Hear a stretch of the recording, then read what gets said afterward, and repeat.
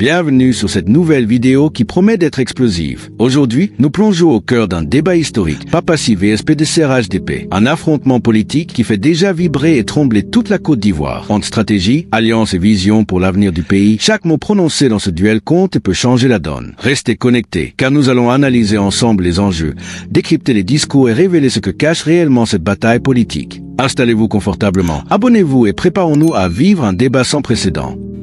Ouais.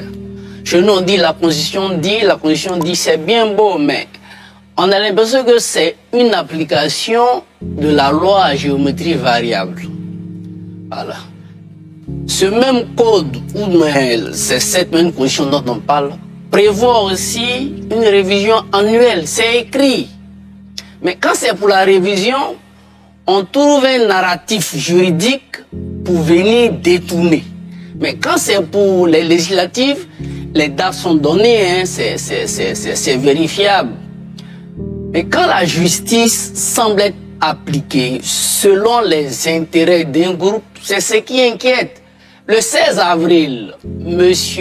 Cuibet a dit qu'il aurait une révision à la liste électorale avant la présidentielle, que ce n'était pas de la malice. Le 14 août, il vient raconter autre chose. Bon, il dirige une institution aussi crédible, mais tout ce qui est capital, confiance autour de lui va s'éroder. Quelle confiance on peut accorder à un monsieur qui, en pleine année, se dédie? Donc, comme il y a une RLE, bon, certainement que certains juristes nous éclaireront. Moi aussi, j'ai l'impression que c'est parce qu'on en veut à certains candidats de l'opposition qui pourraient être candidats. Il nous dit que la RLE n'est pas liée à l'élection. Et il continue de dire, est-ce qu'il y a une élection chaque année? Mais cette année, on est en année électorale. Premier élément.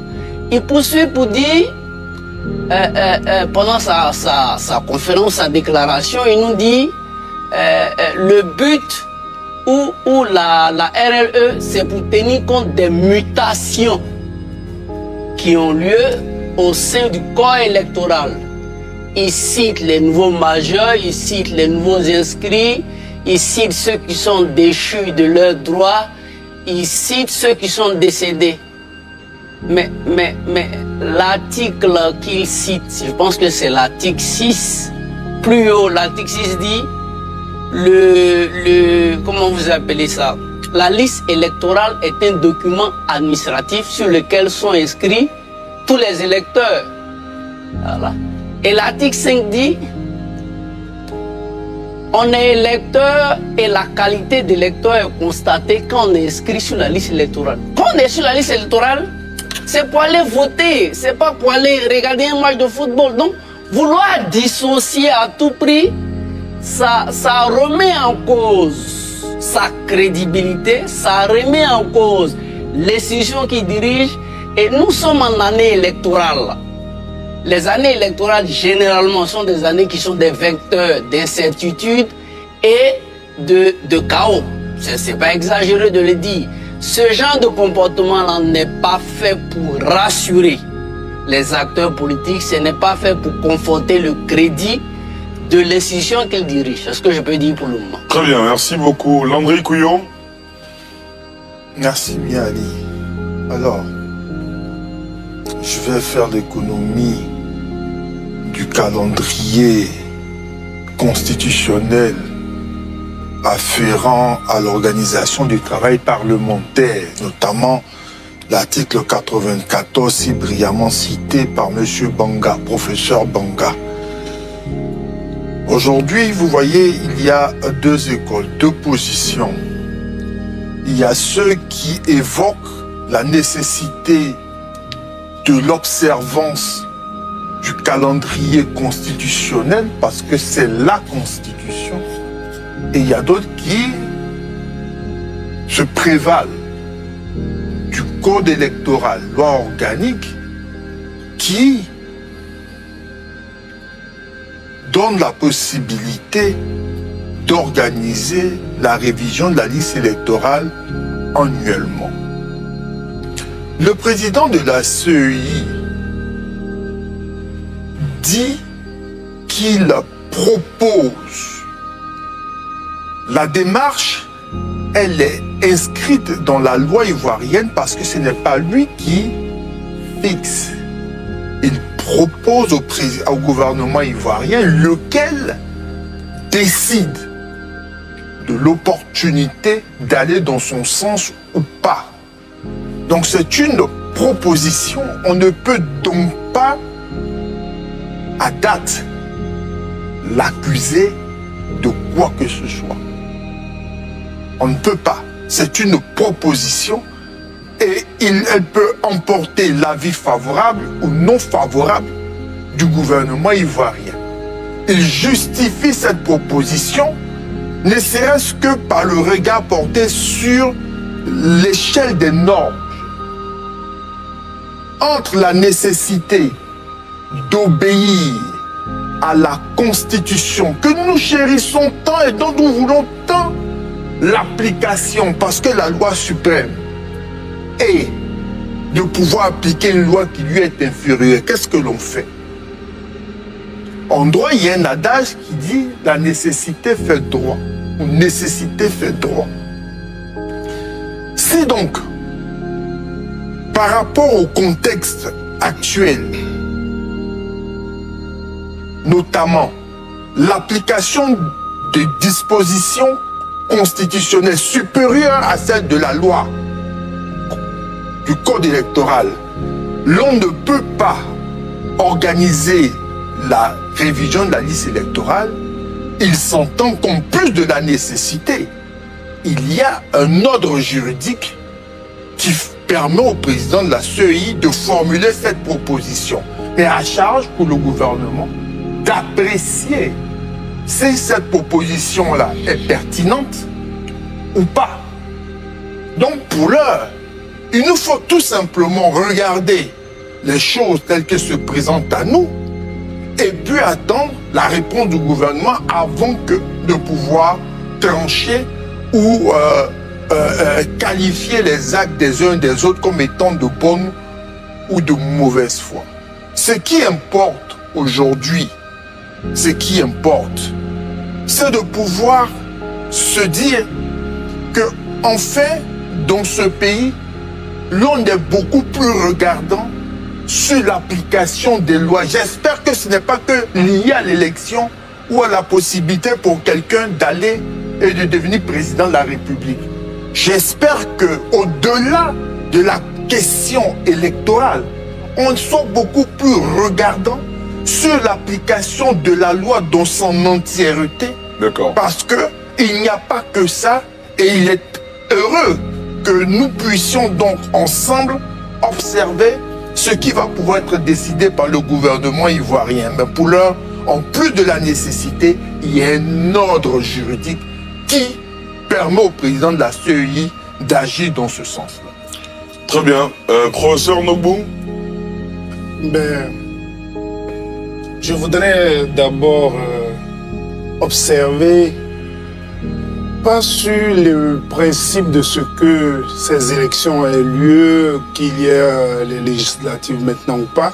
Je retiens seulement que les dernières élections législatives ont eu lieu en 2021. Et dans les principes respectant la norme du quinquennat, on devrait être en mars 2026. Sauf que certainement la Côte d'Ivoire, j'allais dire politique et démocratique, a envie de redescendre sur ses pieds et puis de fixer les choses. Mais quand cela est ainsi, dès l'amorce, au départ, on l'annonce pour que tout le monde soit apprêté. Quand vous dites l'amorce, vous pensez à quelle échéance? C'est-à-dire que depuis février où les débats sur les élections, la RLE a commencé, on ne peut pas faire la RLE, on pourra faire la RLE. On devrait pouvoir annoncer toutes ces choses dans un calendrier bien précis de sorte que on débatte de toutes ces choses-là. Je veux dire quoi? Lorsqu'il s'agit de la révision de la liste électorale, on n'est plus du tout précis pour dire la loi c'est la loi, il faut l'appliquer, une révision par an.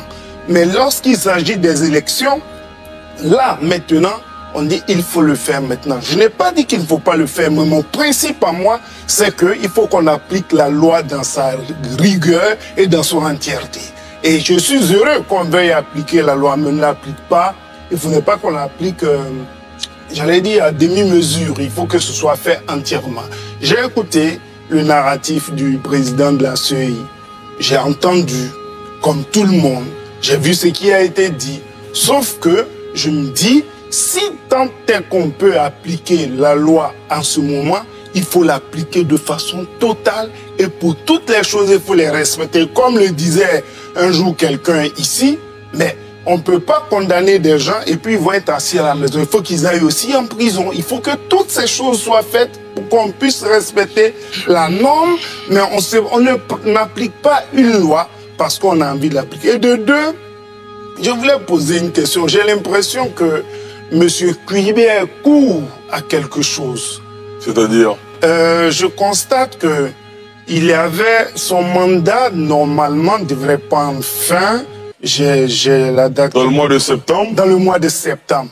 Mais en même temps, il y a un texte de la, je sais pas, du code électoral qui lui permet en année électorale de pouvoir y être. C'est-à-dire qu'on est d'accord à appliquer une telle mesure, mais quand il s'agit d'appliquer une autre mesure, on ne l'applique pas. Je souhaite qu'on puisse appliquer toutes les mesures qui permettent à tout le monde d'être à l'aise. Vous avez le sentiment qu'il y a un 2 poids 2 mesures dans l'application des textes du code électoral, c'est ce que vous dites? Même dans la lecture des éléments constitutionnels, c'est-à-dire que je me demande comment nous sommes arrivés à faire les élections en mars, en 2021.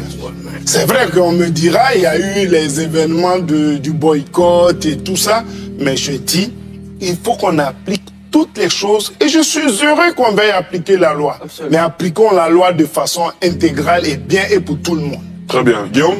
Oui, au professeur Lobo, d'abord, lui-même, il a donné la réponse à la fin de cette démonstration. On est arrivé en mars 2021, compte tenu des événements d'octobre et de novembre 2020. Et le président de la commission électorale a précisé que plusieurs de ces commissions locales avaient été saccagées et même brûlées. Vous ne pouvez pas organiser une élection législative sur l'ensemble du territoire si plusieurs commissions locales, notamment Yamoussoukro, notamment dans le Moronou, on a vu les éléments à Toumoudi, on ne pouvait pas. Et la loi aussi prévoit qu'en cas de force majeure, on puisse... Donc c'est ça la première réponse. Deuxièmement, je pense que les juristes nous diront, entre la norme constitutionnelle et la loi, on verra. C'est pour ça que je disais, Ali a pensé que j'étais en campagne. Non, j'avais déjà dit ici qu'il faut. Non, moi je me protège, hein, parce que oui, non, je sais pas en de la campagne. communication audiovisuelle. Moi, je reviens dessus. Vous avez un œil. J'ai juste fait une paraphrasée. Il faut. Je crois que ce débat, on l'a eu pendant longtemps. Sur l'année électorale, d'abord, le président de la CEI nous avait fait comprendre que après les expériences de 2020 et 2021, et notamment sur le parrainage en 2020, parce que le parrainage était nouveau, plusieurs séminaires ont eu lieu avec les acteurs politiques de la société civile pour s'accorder qu'on puisse faire la RLE chaque année, exceptionnellement pas en année électorale. Faire en sorte que la RLE de l'année électorale se fasse dans l'année N-1 plus l'année N+1.